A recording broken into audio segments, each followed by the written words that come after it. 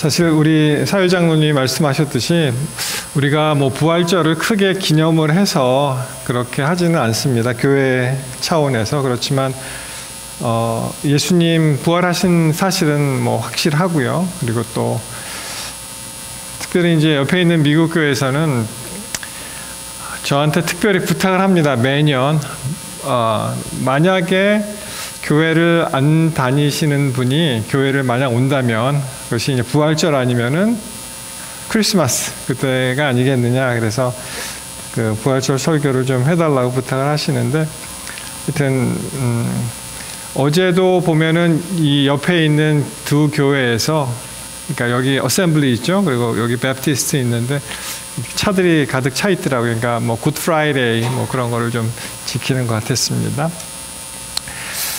아무튼 뭐 큰 사건이죠, 사실 이 부활. 우리의 신앙이 부활이 없다면 우리의 신앙도 헛것이라고 말씀을 하십니다. 여러분, 우리 인류가 앓고 있는 최대의 병이 뭔지 아세요? 우리 인류가 앓고 있는 최대의 병. 좀 너무 뜬금없죠? 이 병에 걸리면은 반드시 죽습니다. 무슨 병일까요? 이게 사실은 죄라는 병이에요. 죄. 우리가 모든 사람이 태어나서, 또 불교에서 얘기하는 뭐 생로병사를 꼭 이야기하지 않더라도 죄의 결과로 우리가 다 죽게 되어 있습니다. 그래서 인류의 최대의 병은 바로 이 죄라는 병인데, 그 죄를 이기신 분은 예수님이시죠. 예수님이 부활하심으로 사망에게 사망을 선포하셨습니다. 그것이 바로 우리의 부활 신앙입니다. 여러분, 우리가 그 신체 의학적으로 보았을 때 이 에이징, 노화가 몇 살쯤 시작되는지 아세요?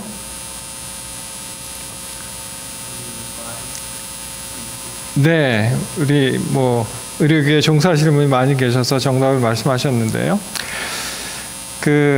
이 재미있는 그러한 그 기사가 있었는데요. 보면은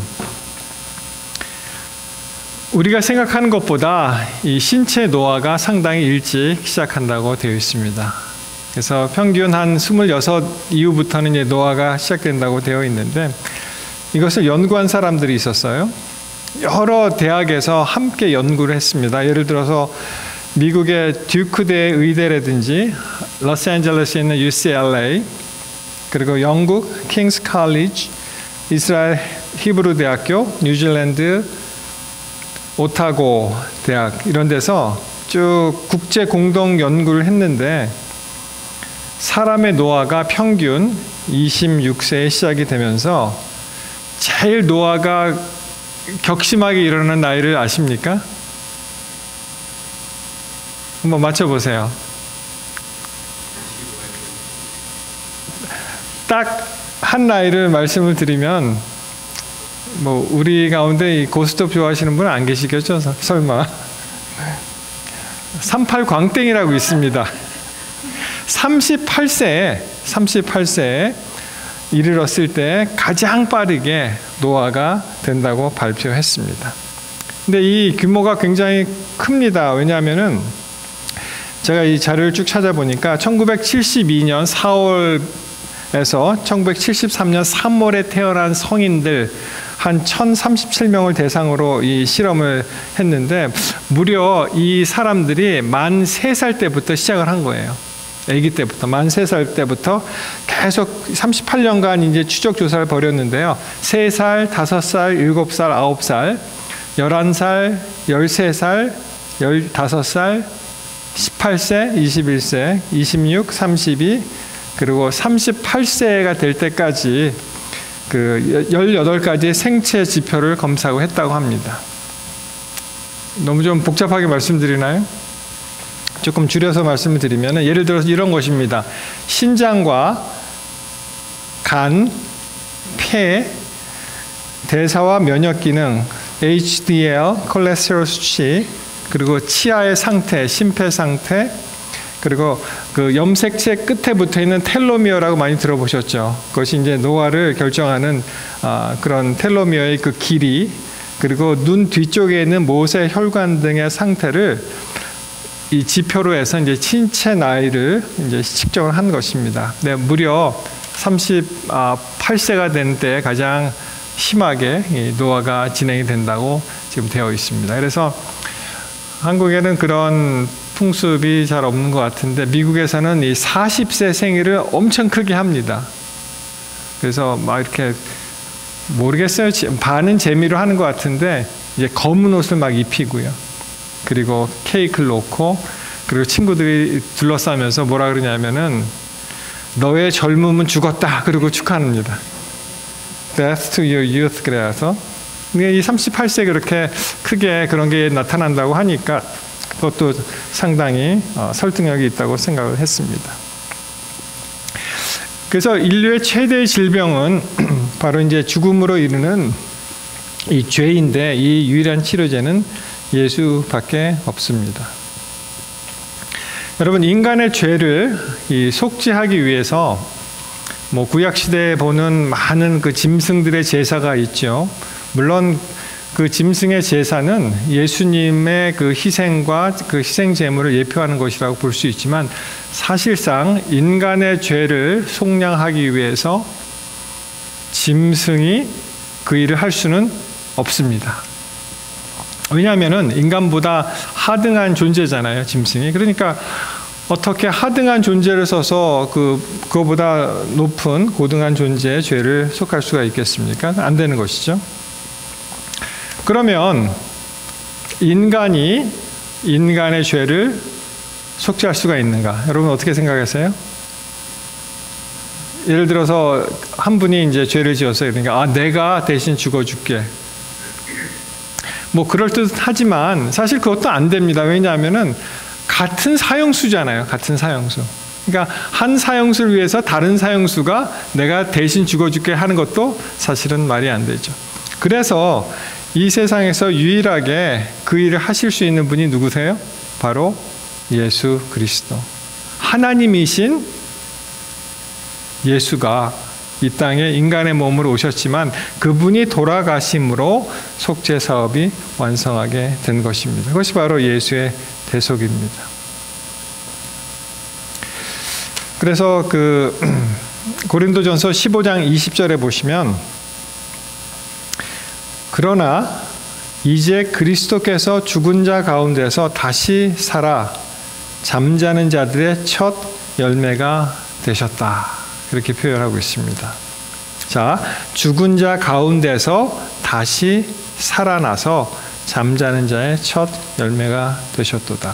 여러분, 사실 우리는 이 세상을 살면서 어떠한 죽은 사람이 다시 살아났다는 것을 그렇게 실감하지 못합니다. 왜냐하면 그런 것을 거의 본 적이 없기 때문에.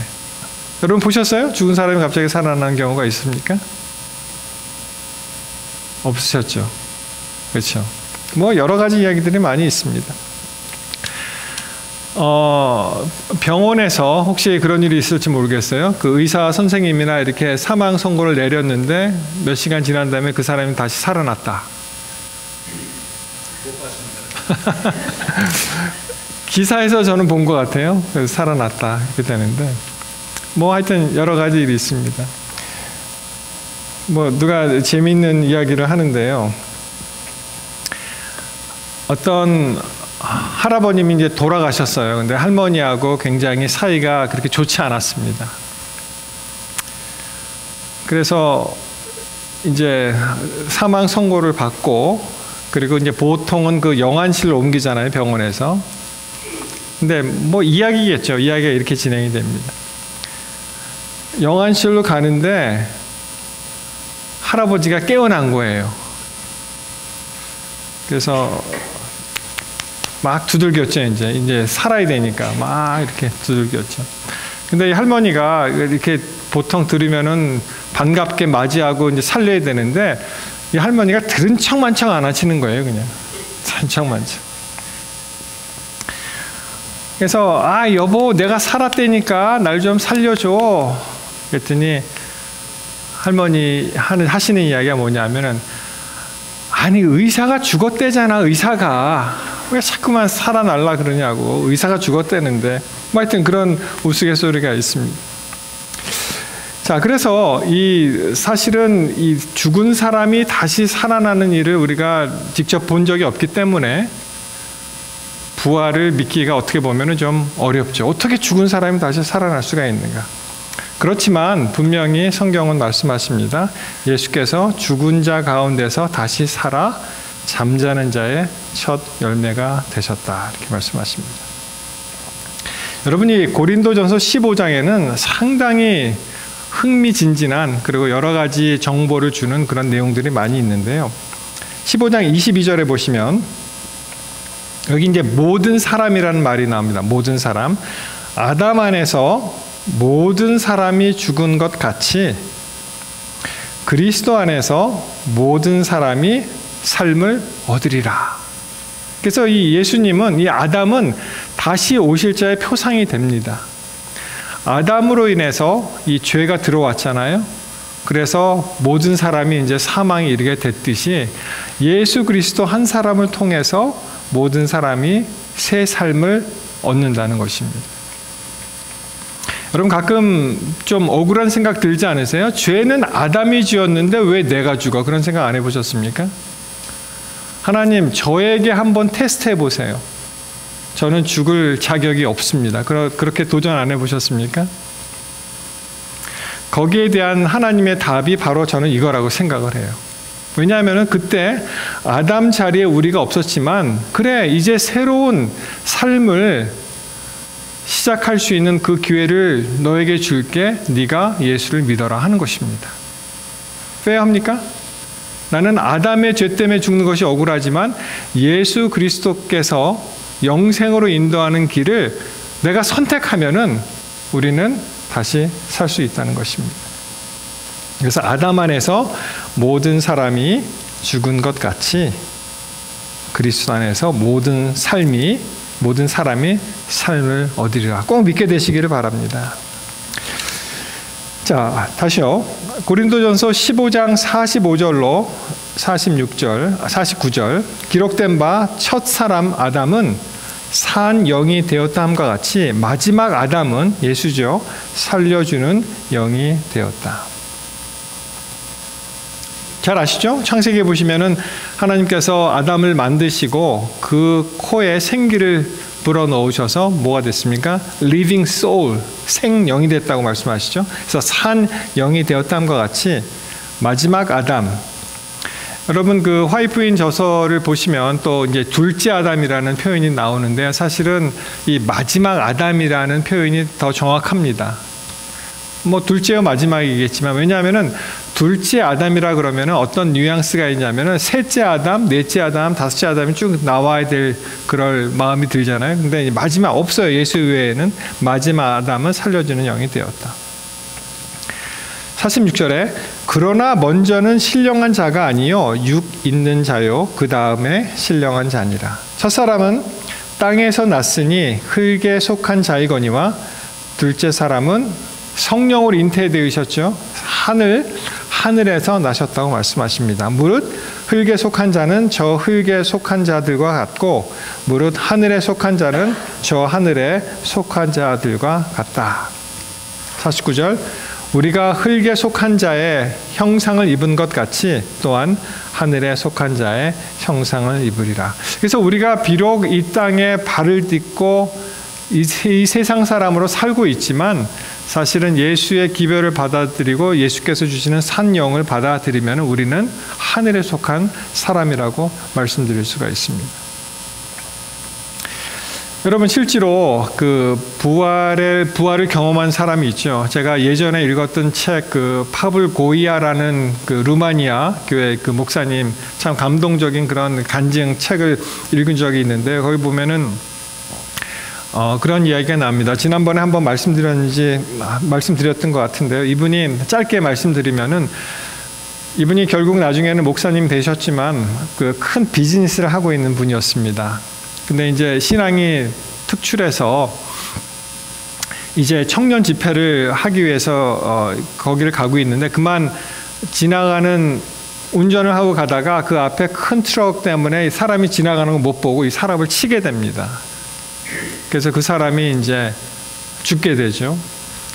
그래서 병원에 가서 참 어떻게 내가 이 영성 집회, 이 청년 집회에 참석하다 이러한 사고를 만났을까 굉장히 애통하던 그런 차에 그가 계속 기도를 했습니다. 살려달라고. 그랬더니 이제 다른 모든 의료진들이 이제 비웃는 거예요. 사람이 일단 죽었는데 어떻게 다시 살아나냐. 그리고 괜히 시간 낭비하지 말고 그냥 집에 가라고 합니다. 그래서 그 영안실을 끝까지 지키면서 기도하다가 결국에는 이제 집에 갔는데 집에 가서도 계속 이제 기도를 했어요, 이분이.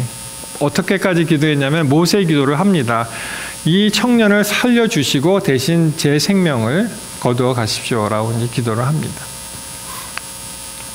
그리고 이제 그 가족들을 만나기 위해서 그 다음 날 병원에 갔는데 죽었던 사람이 뻘떡 일어나서 아침 시어리를 먹고 있는 거예요. 그래서 모든 사람들이 다 놀랬죠.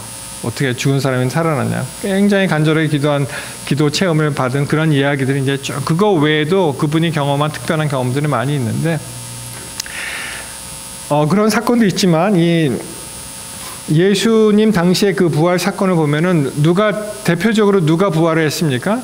예수님 당시에 예수님의 특별한 그 기적에 의해서 나사로, 그 다음에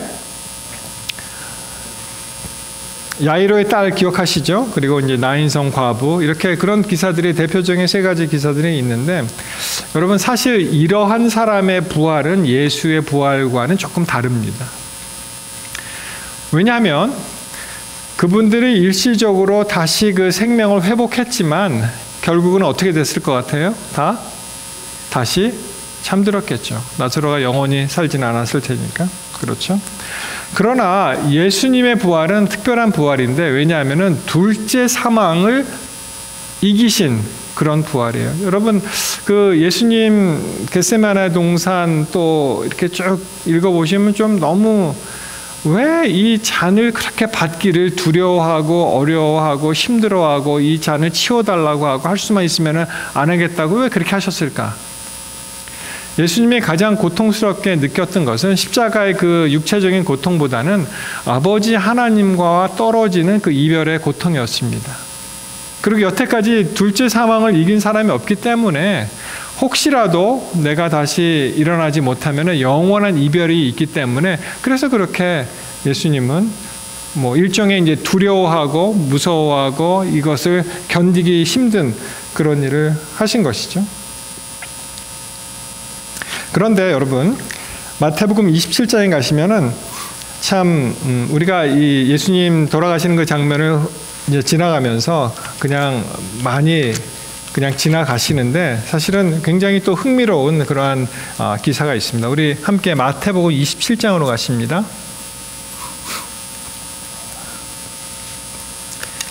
마태복음 27장에 가시면 자 45절부터 보시면은 이제 예수님 돌아가시는 그런 장면 나오죠. 엘리 엘리 라마 사박다니 46절에 나오고 그리고 결국에는 예수님이 50절에 이제 돌아가십니다. 예수께서 다시 크게 소리를 지르시고 영혼이 떠나시다니 돌아가신 거예요. 그렇죠? 자, 그 결과 어떻게 됐습니까? 예수님이 돌아가신 결과 성소 휘장이 위로부터 아래까지 찢겨져 둘이 되고 땅이 진동하며 바위가 터졌다.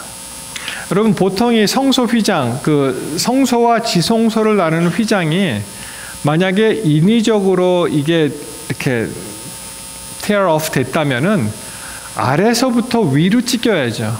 사람이 이렇게 서서 그러면 이제 아래서부터 위로 찢어지잖아요. 근데 성경 표현에 어떻게 되어 있습니까? 위에서부터 아래로 찢어져서 둘로 나뉘게 되죠. 그러니까 이게 인위적으로 한 것이 아니고 하나님께서 하신 그런 얘기가 되죠. 그 다음에 52절에 보시면은 자, 다시 말씀드립니다. 예수님 돌아가시는 장면이죠. 52절에 무덤들이 열리며 자던 성도의 몸이 많이 일어났다. 뭐예요? 일종의 부활이죠, 이것도. 그런데 이제 53절에 보시면은 예수의 부활 후에 저희가 무덤에서 나와서 거룩한 성에 들어가 많은 사람에게 보였다. 그런 표현이 나옵니다. 그러니까 요약하면은 예수님 돌아가는 그 시점에 무덤이 열리고 그리고 자던 성도들이 많이 일어났다는 표현이 나오고요. 아마 계속 돌아다니지는 않고 무덤에 머물렀던 것 같아요. 예수님 부활할 때까지. 53절 표현에 보시면은 예수의 부활 후에 저희가 무덤에서 나와서 거룩한 성 예루살렘이겠죠. 들어가 많은 사람들에게 보였다. 여러분 좀 뭐 느끼셨습니까? 왜 예수께서 돌아가셨는데 이 사람들이 부활했을까? 그런 의문이 안 드셨어요? 예수의 부활을 이 사람을 통해서 예시해 주신 것입니다. 예수님은 죽었지만 그분이 어떻게 된다고요? 다시 살아나게 될 것이라는 것을 그 무덤 속에 있는 성도들을 통해서 말씀을 하십니다. 여러분, 그럼 질문입니다. 그러면 예수님 돌아가시는 그 당시에 돌아가셨던 그 때에 이 특별히 살아난 사람들, 부활을 경험한 사람들은 어떻게 됐을까요? 그 사람은 어떻게 됐을까요? 우리 사지선다를 드릴까요? 1. 좀 살다가 다시 죽었다. 2. 그들은 영원히 살았을 것이다. 어디에 표하시겠습니까? 1번 같아요? 예. 저도 예수님이 부활의 첫 열매이기 때문에 당연히 이 사람들은 다시 잠들지 않았나 그렇게 생각했었는데, 제가 어디서 그 다른 힌트를 얻었냐 하면은 에베소 4장 8절 한번 보십시오. 에베소서 4장 8절에 보시면 또 이러한 또 흥미로운 그 성경절이 있습니다. 그러므로 이르기를 그가 위로 올라가실 때에 사로잡힌 자를 사로잡고 사람들에게 선물을 주셨다 하였도다. 그러니까 제가 보기에는 그들이 같이 예수님 부활 승천하실 때 올라가지 않았나 저는 그렇게 생각합니다. When he ascended on high, he took many captives. 이 죄의 그 노예가 된 사람들이잖아요. Many captives and gave gifts to his people. 여기서 이제 선물, 그 영생이라는 선물을 주시지 않았나 이렇게 생각을 합니다. 그래서 이 예수님의 부활은 다른 일반적인 부활하고 완전히 다르죠. 그냥 잠깐 살다가 숨졌다가 다시 그 생명을 회복했다가 다시 죽는 그런 부활이 아니고 영원히, 이제는 영원히 죽지 않는 변화되는 그런 삶으로 사실은 부활의 첫 열매가 되셨고 우리 모든 믿는 성도들이 바로 그 뒤를 따른다는 것입니다. 그것을 예시해서 보여주시기 위해서 무덤에 있는 성도들을 특별히 일으켜 세우시고 그들과 함께 하늘에 올라갔다. 저는 그렇게 믿습니다. 자, 그래서 이제 예수님은 둘째 사망, 그러니까 맨 처음에 우리가 죽는 건 첫째 사망이죠. 그리고 이제 심판을 받고 악인들이 다시 일어나 또 완전히 영멸하는 것이 둘째 사망인데, 그것을 예수님이 그렇게 두려워하셨던 그것을 갖다 극복하시고 그분이 우리에게 영원한 소망으로 이제 나타나시게 된 것을 우리가 알 수 있습니다. 자, 아까 지나간 얘기입니다. 마태 26장 39절. 조금 나아가서 얼굴을 땅에 대시고 엎드려 기도하여 가라사대 내 아버지여 만일 할만하시거든 이 잔을 내게서 지나가게 하옵소서.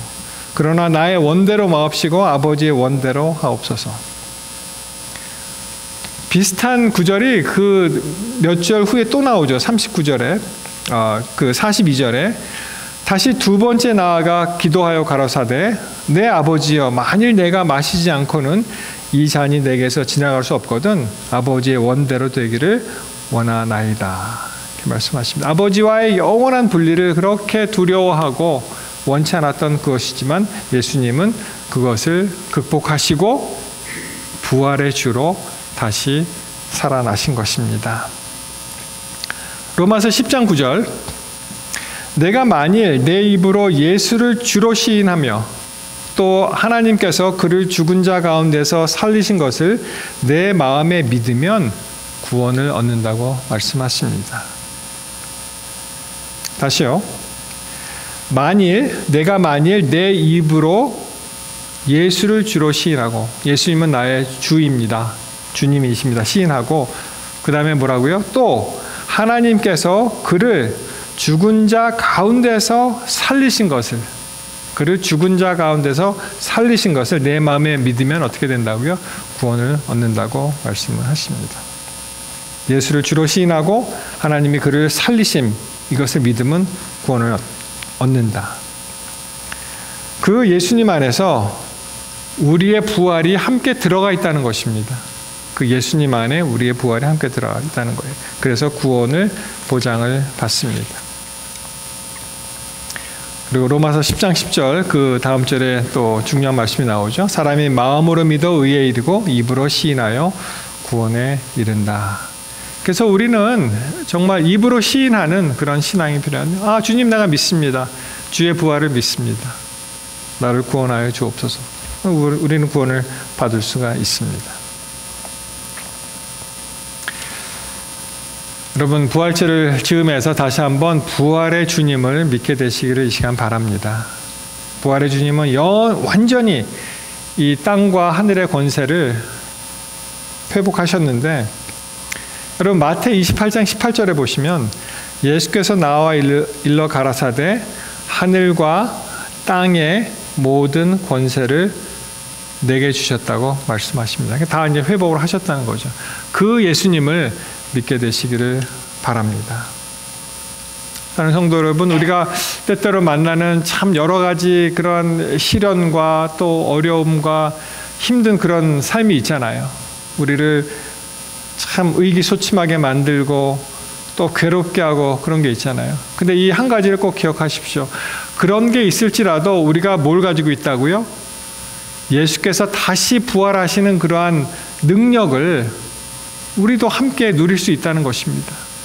그래서 아무리 우리가 어떠한 좌절된 시간을 보낼지라도 죽음보다 더한 좌절이 어디 있겠어요? 죽음은 다 끝이라고 생각하는데, 근데 예수 그리스도 안에 있는 성도들은 죽음이 끝이 아니라 다시 새 생명이 일어나는 시작점이라는 것을 믿게 되시길 바랍니다. 그래서 그러한 것을 우리가 기억을 할 때 우리가 이 땅에서 종종 만나는 그런 시련 가운데 우리가 좌절하는 것이 아니라 부활의 소망으로 그것을 능히 이겨낼 수 있다고 저는 믿습니다.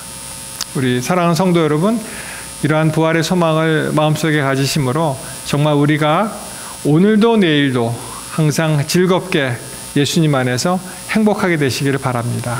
왜냐하면 우리 가운데 정말 아무도 빼앗아 갈 수 없는 부활의 소망을 가지고 있기 때문에 그렇습니다. 둘째 사망을 이기신 예수의 권세가 우리의 삶을 주장하실 때 그 어떠한 마귀의 악한 세력도 우리를 괴롭히지 못할 것이고, 우리는 영원히 주님과 함께 승리자의 대열에서 하나님과 영원토록 하나님을 찬송하고 살게 될 수 있을 거라고 저는 믿습니다. 우리의 몸도 예수와 함께 부활하여 영원히 하나님과 함께 하게 되실 것을 믿고 감사하게 되시기를 바라면서 말씀을 마치겠습니다.